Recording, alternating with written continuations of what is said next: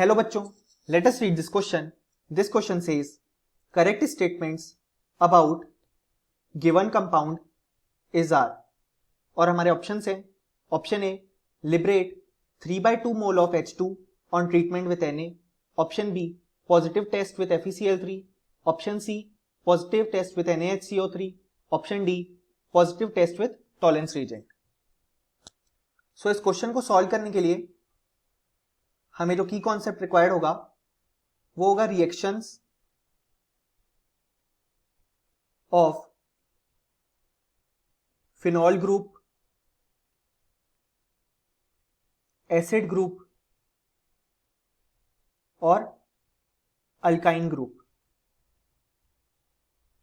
ऐसा इसलिए क्योंकि इस क्वेश्चन में हमें एक फिनॉल ग्रुप प्रेजेंट है, एक एसिड ग्रुप दिया हुआ है और एक अल्काइन ग्रुप दिया.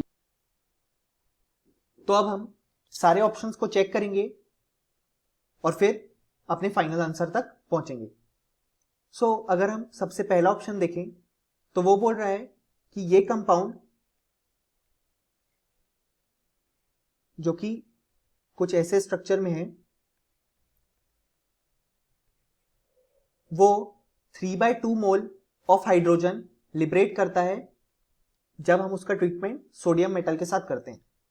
तो जब हम इसका ट्रीटमेंट सोडियम मेटल के साथ करेंगे तो जो सोडियम मेटल होता है उसका काम होता है हाइड्रोजन एटम को रिमूव करना in the form of H+, और वो ये सब इलेक्ट्रोनेगेटिव एटम से जुड़े हुए हाइड्रोजन के लिए ही कर सकता है.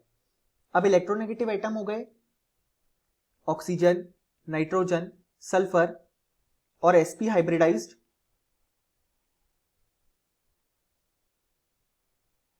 कार्बन, यानी ट्रिपल बॉन्डेड कार्बन. तो अगर हम इस इक्वेशन में देखें तो एक हाइड्रोजन ये वाला रिमूव हो सकता है क्योंकि ये ऑक्सीजन से अटैच्ड है, एक ये वाला भी रिमूव हो सकता है क्योंकि ये भी इलेक्ट्रोनेगेटिव एटम ऑक्सीजन के साथ अटैच्ड है, और एक ये वाला हाइड्रोजन भी रिमूव हो सकता है क्योंकि ये अल्काइन यानी sp ग्रुप के साथ अटैच्ड है. तो जब इनका रिमूवल हो जाएगा तो हमें कुछ ऐसा प्रोडक्ट मिलेगा. यहां पे Na+ आ जाएगा, यहां पे C double bond O, O minus Na+, और यहां पे भी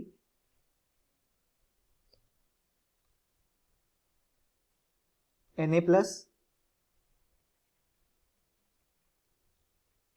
जिसके कारण हम देख सकते हैं अगर हम इस रिएक्शन को बैलेंस करें तो यहाँ पे 3Na आ जाएगा और यहाँ पे 3 हाइड्रोजन रिमूव हुए, तो बैलेंस करने के बाद वो 3/2 मोल हाइड्रोजन गैस की फॉर्म में रिलीज हो जाएंगे. यानी हम देख सकते हैं कि हमारा जो ऑप्शन ए है वो बिल्कुल करेक्ट है.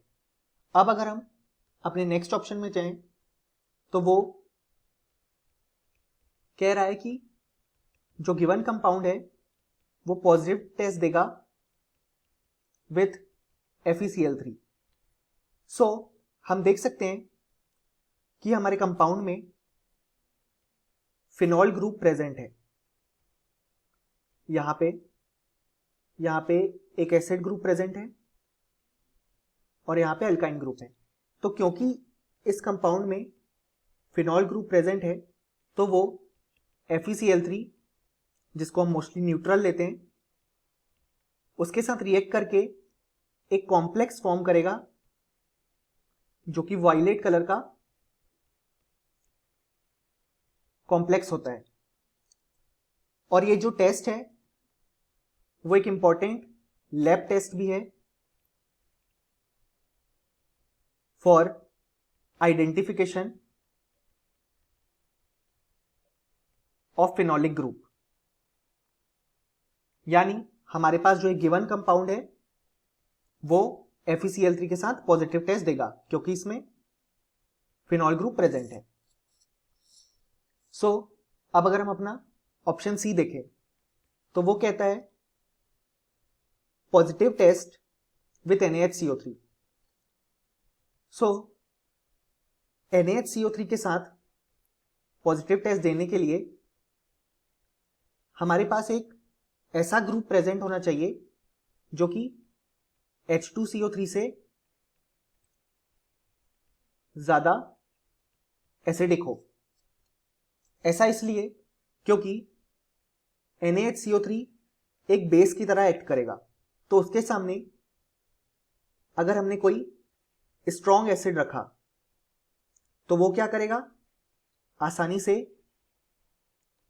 H+ रिलीज कर देगा और उस H+ के साथ कंबाइन होके हमारे प्रोडक्ट में H2CO3 मिल जाएगा।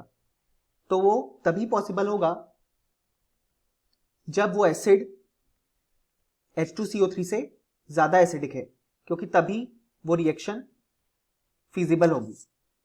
सो अगर हम देखें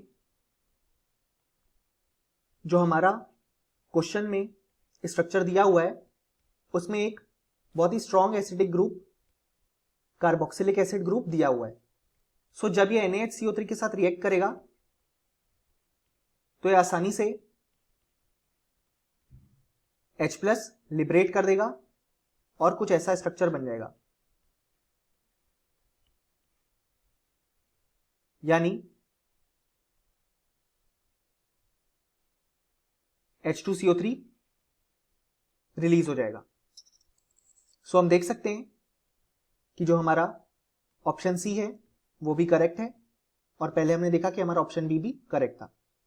तो अब हम अपना लास्ट ऑप्शन चेक करेंगे जो कि है ऑप्शन डी।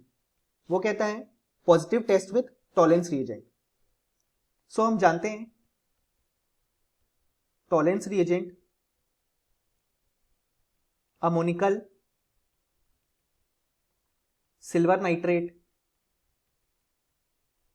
सॉल्यूशन को बोलते हैं, जिसे हम ऐसे रिप्रेजेंट कर सकते हैं AgNH3 2 प्लस और OH-। सो हमारे गिवन कंपाउंड में